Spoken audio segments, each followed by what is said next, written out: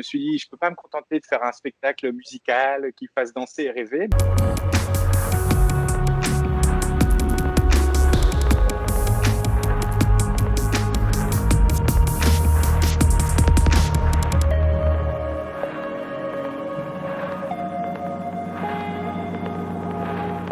Bon, c'est mon 5e album et il a cette particularité d'être lié à un spectacle, le spectacle que j'ai donné au Théâtre du Châtelet avec le Ballet National de Marseille, les 18 danseurs du Ballet National de Marseille.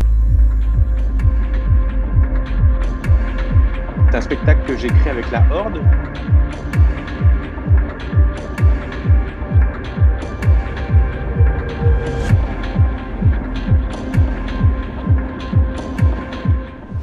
J'ai rapidement pensé à eux parce qu'il y avait chez eux cette dimension politique qui m'intéressait. Je me suis dit, je ne peux pas me contenter de faire un spectacle musical qui fasse danser et rêver, même si je trouve ça très beau et très important.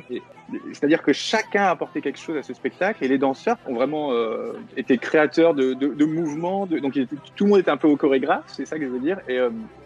Et que voilà, ils ont fait des propositions qui ont été retenues, déclinées par d'autres danseurs, etc. Donc c'est vraiment une œuvre horizontale. Et effectivement, c'est ça que je trouve fort dans cette expérience collective, c'est que on fait bloc, on fait pour un spectacle comme ça commun, mais c'est plein de personnalités très fortes, variées et tout ça, et qui avec des sensibilités propres. Et chacun va réagir différemment aux thématiques qu'on veut aborder et tout ça. Et donc ça donne quelque chose à la fois cohérent, soudé, et en même temps avec beaucoup de relief parce que chacun a apporté quelque chose avec sa sensibilité.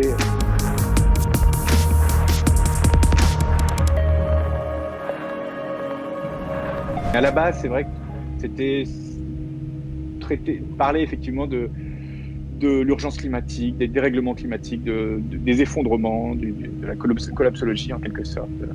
Ce gros dossier de l'urgence climatique, ce gros dossier que j'avais envie de me frotter à ça. Et en fait, moi, c'était le thème que j'ai ramené comme ça sur la table. Et en commençant à discuter sur ce thème, finalement, on a tiré une ficelle, il y a toute la pelote qui est venue derrière avec plein d'autres thèmes, en fait. Parce qu'évidemment, c'est un problème de société et tout ça.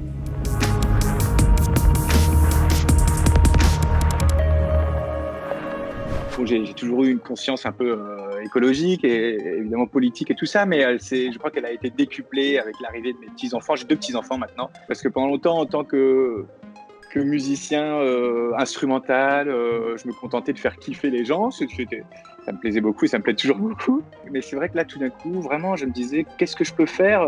Je n'ai pas l'habitude de passer des messages. Je ne suis pas un rappeur, je ne suis pas un chanteur. Donc j'ai du mal à faire passer des messages. Moi, je fais quelque chose d'assez abstrait. Finalement, c'est de la musique instrumentale. Mais du coup, je pense que c'est en travaillant justement, en collaborant, c'est dans des travaux collectifs, dans des collaborations qu'on peut essayer d'exprimer des choses.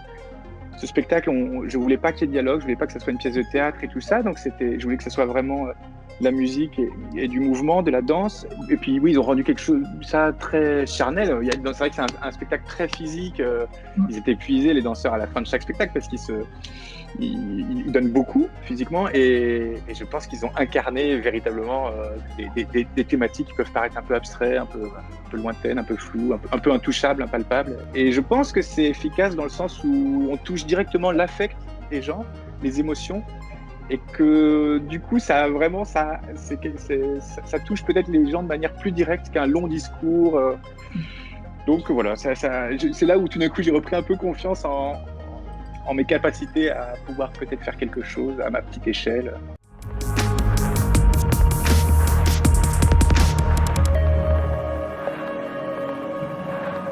Des personnages comme Alain Damasio, qui est un écrivain de science-fiction qui m'est très cher, et c'est un ami proche, ou Aurélien Barraud, que je connais depuis un peu moins longtemps, mais qui, pareil, je suis très sensible à son discours. C'est un astrophysicien qui parle très bien justement des questions écologiques et tout ça.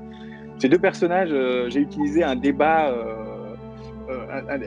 qu'ils ont fait ensemble que je trouvais super intéressant. Je l'ai samplé sur un morceau de l'album, sur Nouveau Monde, justement.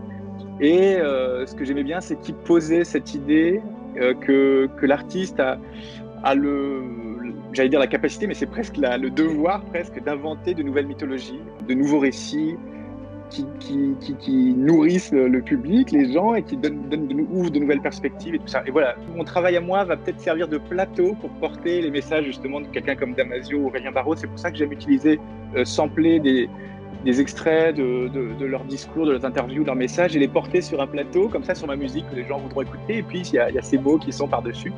Et j'ai l'impression que c'est ce que je peux faire moi, en tant que musicien instrumental.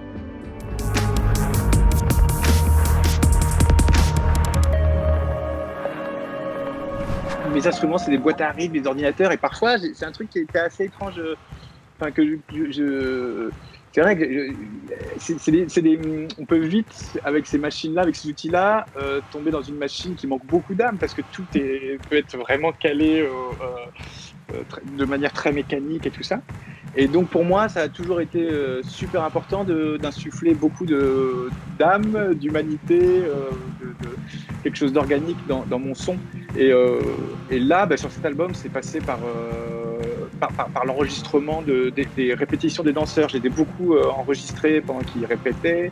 J'ai enregistré leur souffle, leur bruit de pas, leur respiration, enfin plein de choses comme ça. Je les ai fait chanter sur un morceau.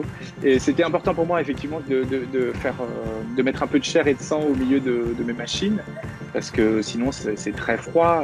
Donc je crois que c'est un peu fini le fantasme de la musique. J'adore Kraftwerk et tout ça, mais le fantasme du robot, la musique du futur comme ça, très froide. Et c'était je pense qu'on a tous, enfin qu'il y a même chez les producteurs électroniques l'envie de revenir à des choses beaucoup plus organiques, naturelles.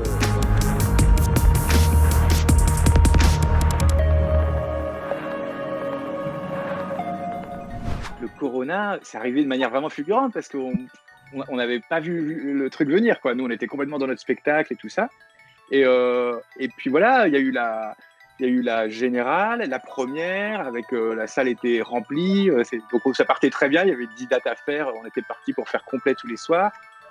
Mais c'est vrai que petit à petit, il y a vraiment un côté science-fiction. C'est que c'est vrai que petit à petit, il y avait des gens qui commençaient à porter des masques dans la salle. Et effectivement, nous, sur scène, à un moment donné, il y a une scène comme ça où des personnages ont des masques, et des masques à gaz et tout ça. Après un effondrement, donc on peut deviner qu'il y a une espèce de virus.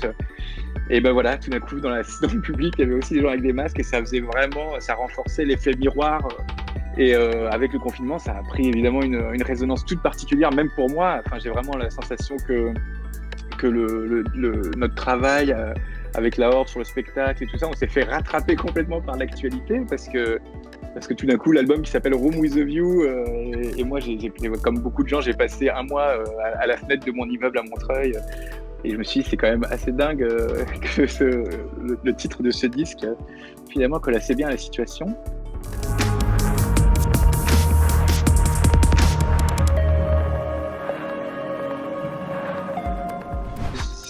Encore une fois, l'album était prêt avant le confinement, et il y avait déjà ce morceau qui s'appelait Nouveau Monde, du coup, et c'est marrant parce qu'avec le confinement, pour le coup, ce titre-là, je trouve qu'il prend un côté un peu ringard, un peu utopiste. Bon, c'était déjà le cas avant, Un Nouveau Monde. Moi, je me souviens, quand j'ai posé ce titre, je me suis dit, c'est un peu fou.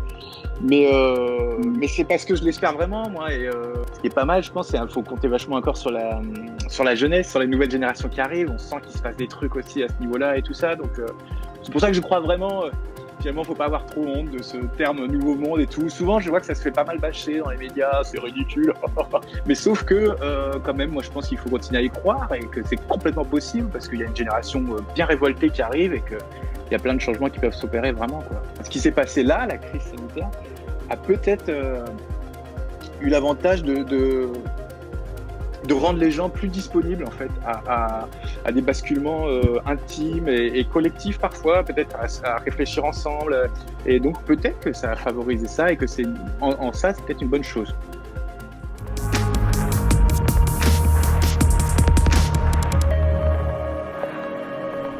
Bien sûr, ouais, oui, mais je pense que cette phase à un moment donné, de retrouver des gens pour échanger, travailler, et collaborer sur des offres collectives comme ça, ça a jamais été aussi important qu'aujourd'hui pour moi. C'est un truc que j'ai envie de développer à fond.